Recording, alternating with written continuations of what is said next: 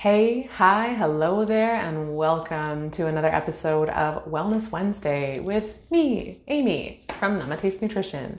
All right, so today we are going to be talking about detoxing 101 and some of the issues that I find with detoxing, the whole mentality around detoxing, and some of the ways that people can go pretty wrong with a detox and they can actually have a counter effect to what the desired effect may be. So let me just pull up my notes here for you guys. All right, so as the title of this video suggests, the problem with detoxing. Now, first and foremost, we need to address the elephant in the room. Detoxing is a buzzword. It gets attention. People love the idea of being able to detox their bodies, detox their mind, detox whatever else needs to be detoxed in their life.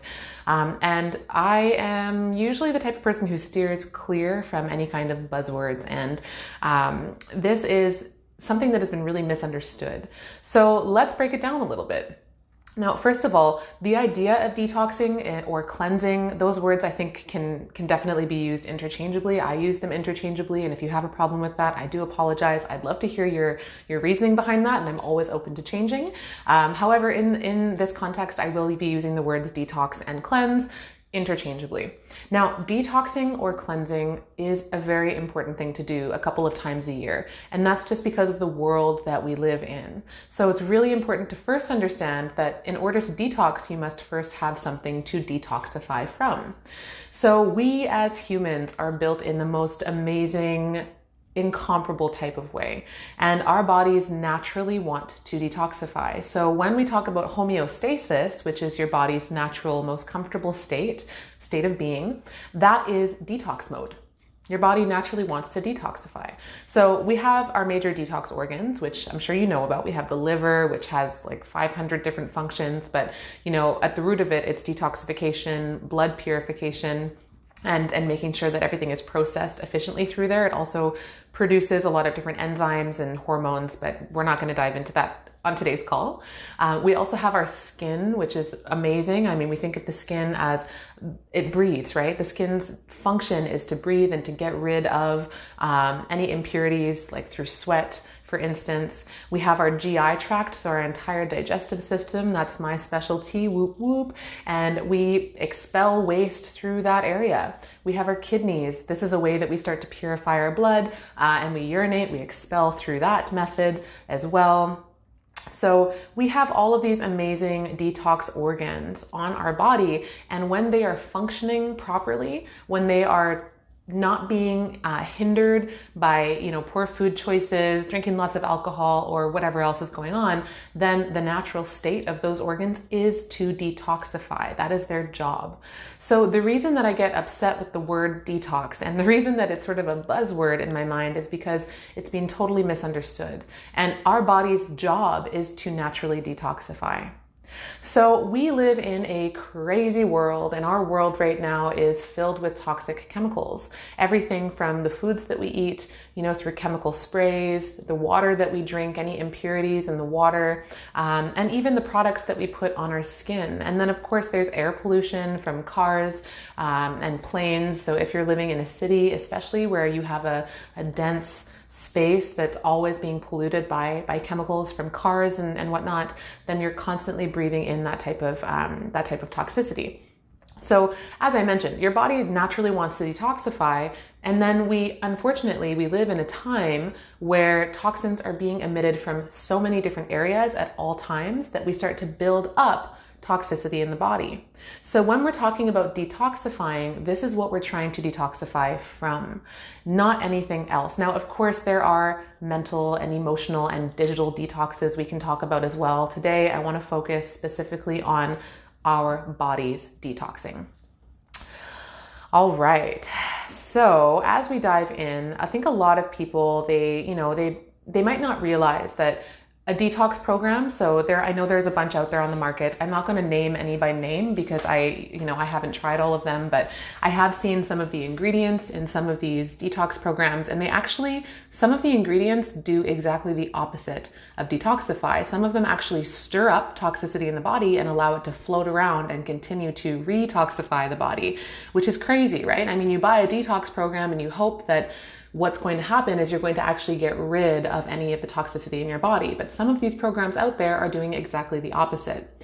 And so one thing I'd really like to highlight is that if you are actually seeking detoxification, and detoxification because it is a yearly or bi-yearly type of thing you do for your ultimate health, then I would recommend staying away from any of the products that you're buying on the market. Not to say that they're all bad. I don't believe that. I know that there are some products out there that are going to really support the detox organs and the detox process. However, I would beware of any of the really highly marketable ones that are super appealing and sexy sounding, because I think that that's where we sort of lose track of the actual purpose of detoxification. So when it comes down to detoxing, why do we even bother, right? Like, what's the point of detoxifying if I'm calling it a buzzword and and it seems like some of these products maybe not doing what we're hoping that they do. But as I mentioned before, we don't live in the world that we used to live in. We are constantly bombarded by chemicals in everything. So think about conventional foods, for instance. We see planes going over top of crops and they're spraying pesticides, fungicides, herbicides all over the food that we're eating, and then we consume that food. Now we have to understand those chemicals then seep into the earth and then they contaminate the water that we drink. And so that becomes another way that we get toxicity from the water. In Montreal, I recently found out that the water pipes in my neighborhood have lead in them from back in the 60s or 70s or possibly even earlier than that. And so that's another way that we can be consuming toxicity and not even being aware of it, because we believe that the pipes we're drinking from, or the city that we're living in, the municipality that we're a part of, is taking care of that. So, we also have to consider the air that we breathe is a really big way that we can breathe in toxicity. So whether you are a smoker, or maybe you are exposed to secondhand smoke a lot, or possibly even just from living in farmlands and constantly being exposed to these chemicals that are sprayed around, you're breathing that in, and then we toxify the body. And then the final note that I want to mention here is the products that we use every single day. Everything from our makeup to our shampoo, conditioner, to shaving creams, to soaps, to lotions. Whatever products that you use every day, very often they are filled with chemicals. Now, this is actually something I wasn't going to talk very deeply about because it has to do with the skin specifically, but we have to understand the skin is the largest organ on our body. Every single thing that we put onto our skin gets absorbed and has to be processed by our detox organs. And when we constantly slather on chemicals that are not pure, when we slather on stuff that is full of mineral oil and petroleum products and other really undesirable ingredients, then we are putting that into our body, and then we're actually blocking our skin's ability to get rid of it. This is what petroleum products do. We slather it on, it clogs our pores, and it makes it very, very difficult for our body to expel anything that should not be in there. And so this is part of the danger of the products and the chemicals that we are consuming every single day. And this is why we want to bother detoxifying, because a lot of it is unavoidable. Of course, we can change the products that we use. We can choose to consume more organic foods that are not sprayed. We can purify our water, or get a big purification system, whatever it is. And we can also, to some extent, control the air that we breathe, depending on where you live, of course. But the truth of the matter is that it's just the world we live in. And this is why detoxing or cleansing once or twice a year is highly, highly necessary when you do it right. So, second point that I'd like to make here is that, as I mentioned before, your body's natural state is in detoxification mode. Homeostasis means that your body is naturally getting rid of, on a regular basis, anything that should not be in there. And this is really miraculous. But what happens is that, actually, there's this really great analogy, and maybe you've heard it, maybe not. It's the bathtub analogy. If you imagine that your body is a bathtub, okay, and that tap on the bathtub is on. And the on switch is everything that we put into and onto our bodies, including our thoughts, including our emotions, all of the food, all of the water, all of the products, everything. And that tap is just running. It's been turned on. And eventually your bathtub or your body gets a little bit clogged up because we've been overflowing it, overloading it for so long. So the drain in the bathtub gets clogged. And we have to imagine the drain is your detox organs, okay? And then what happens eventually is that we start to see the bathtub fill and then overflow. That overflow is symptoms. And symptoms, FYI, it can be anything. Symptoms can be a bad mood. Symptoms can be acne showing up, eczema, any kind of skin condition. Symptoms can be digestive disorders. Symptoms can be anything that we might have normalized. So if you're used to feeling bloated, gassy, you have indigestion, you're used to having acne all the time, that's not normal. That's your body saying, hey, I have been in a state of toxicity for so long that I am overflowing with symptoms. So let's say that your bathtub is literally overflowing in your house. What are you more likely to do? Are you going to run and find a mop and start to mop and just try and keep up, Or are you more likely to turn off the tap, unplug the drain, and let it completely drain? So this is what the detox mentality has really done, is we start to look at detoxing as a band-aid. We live our lives the way we want to live them. We eat whatever the hell we want to eat. We drink as much alcohol as we want to. We smoke. We do all the things. We don't even think about the products we put on our skin. And then maybe once a year, maybe if that, we're like, oh, time to detox. I'm going to be so good for the next week or whatever it is. And I'm going to completely cut out sugar. And we focus on a detox as something that we do to correct our lifestyle rather than adjusting the lifestyle and being in that state of detoxification all the time. So question here, is detoxification the same thing as purification? I guess that would depend on the context that you're using the word. I tend to use the words detox and cleansing interchangeably. Purifying, if you're purifying your food or your water, that could be something that you do. I wouldn't necessarily detoxify my water, I would purify it. So yeah, that would depend on the context, but in this context, I choose to use the words detox and cleansing. It's a really good question though. So that's why we want to focus more on actually creating a sustainable space for your body to be in. We want to create a sustainable habitat so that we never actually end up overflowing with symptoms and having symptoms be something that are normal, right? And again, any skin conditions, whether it's acne, eczema, psoriasis, any conditions of the mind, whether it's mental, like brain fog or hanger, like these are all symptoms. They're not actual normalities that happen in the body. All right. So third point that I'd like to make here is that, as I mentioned before, very lightly, a lot of our detox programs that are on the market contain ingredients that have the undesirable effect, right? So some of these products, and again, I'm not mentioning names, will actually stir up toxicity in the body, but there's no release protocol.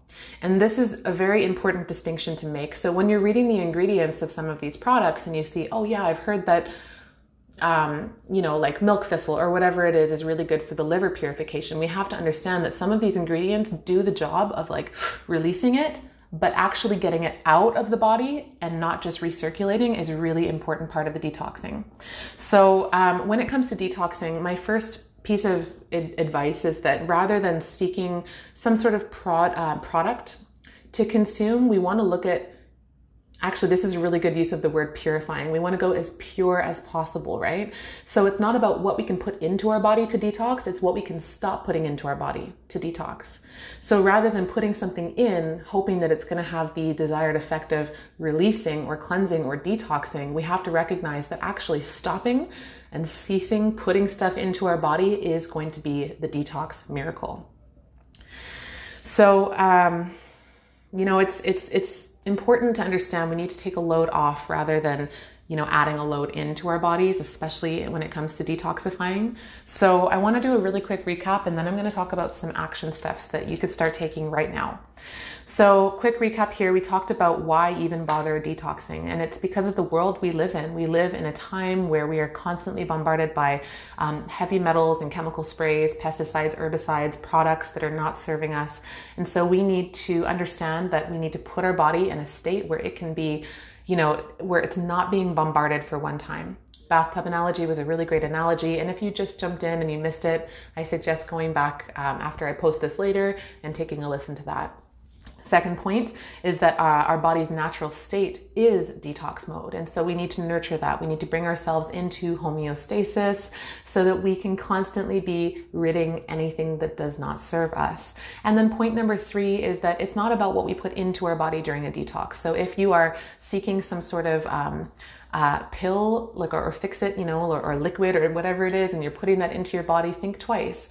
And instead of putting more stuff in order to detox, in order to purge, I would recommend removing and instead focusing on what you're not putting into your body, giving your body a break, because anything that we put in, including supplements, so even the good supplements, right? Anything we put into our body still has to process and do something with.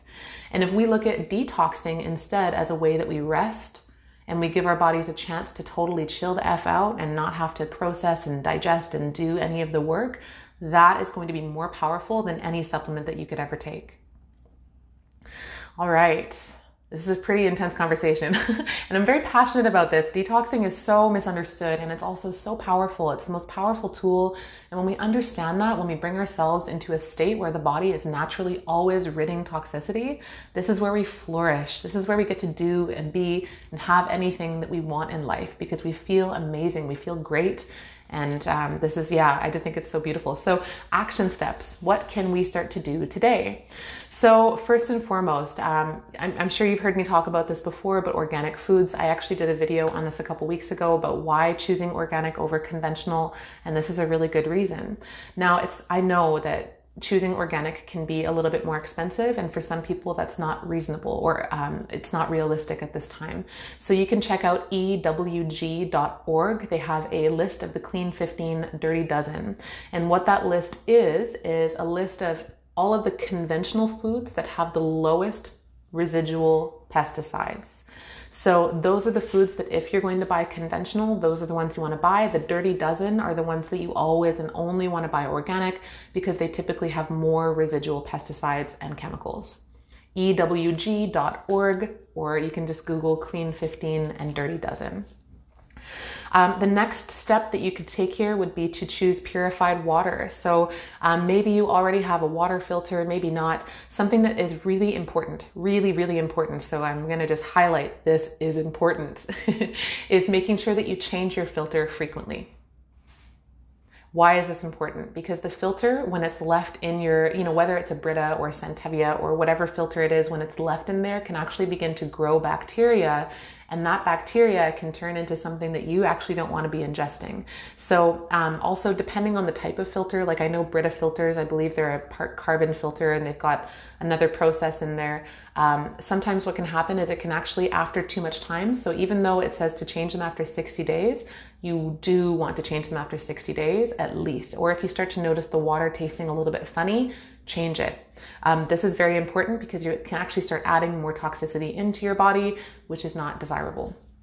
So a third thing that we can start doing now is clean up the air. So any cigarette smokers out there, I am not an advocate of smoking cigarettes, and I think that it is so important that you cannot have a healthy body. It doesn't matter what you look like on the outside. If you're fit and you're ripped and you look good, you cannot be healthy if you're smoking cigarettes. It's just not possible. You are constantly adding poison to your body, to your lungs, to your skin every single day, and you're poisoning the people around you.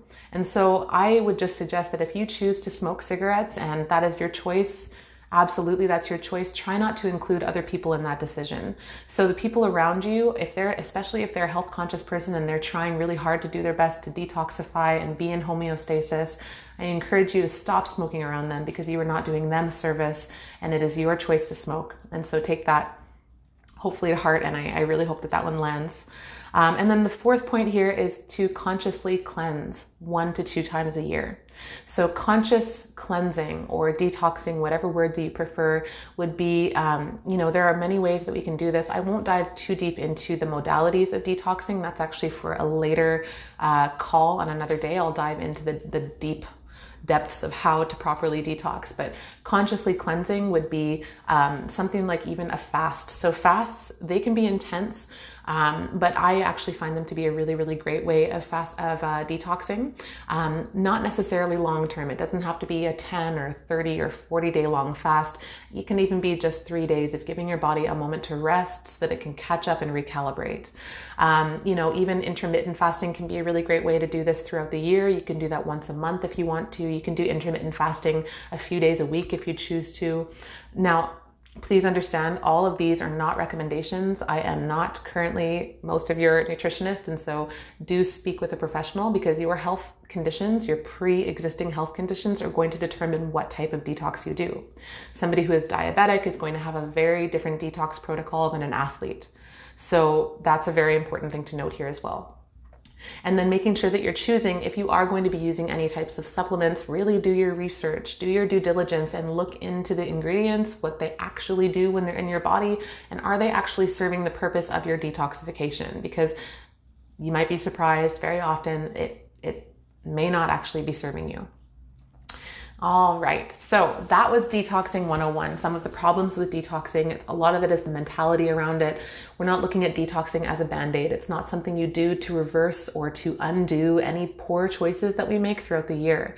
So, very often January 1st is a really good example. We go through the holiday season, binge eating, drinking, doing whatever we want. And then we think that January 1st is the day when everything changes and we're going to finally clean our bodies out and be healthy. And so this is a really toxic mentality, actually. And it's not a really healthy way to look at it. And so instead, moderation, if you're the type of person who enjoys drinking and you enjoy partying and you enjoy eating whatever you want to eat, moderation is going to be key for you, and not looking at a detox as the way to reverse anything that you might have done in the past. So that is that for today's call. I just want to double check if there's any questions that have come up in here.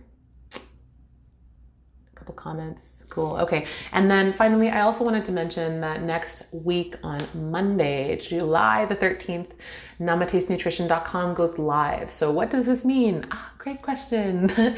There's so many great plant-based recipes on there. So 100% plant-based, that means no animal products or byproducts are used in the making of any of these recipes.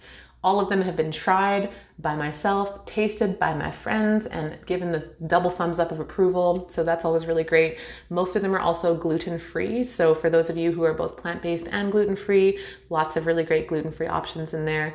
And so do stay tuned for that. There's also going to be some amazing articles on nutrition. So if this is a world that you've been wanting to dive a little deeper into and maybe don't know where to start, all of the articles on my blog are evidence-based, science-backed, timeless information that is there and broken down in a really easily digestible type of way so that it's not complex, sciencey stuff for you. So stay tuned for that on Monday next week, and I love you, and I hope you have a fantastic day. Namaste.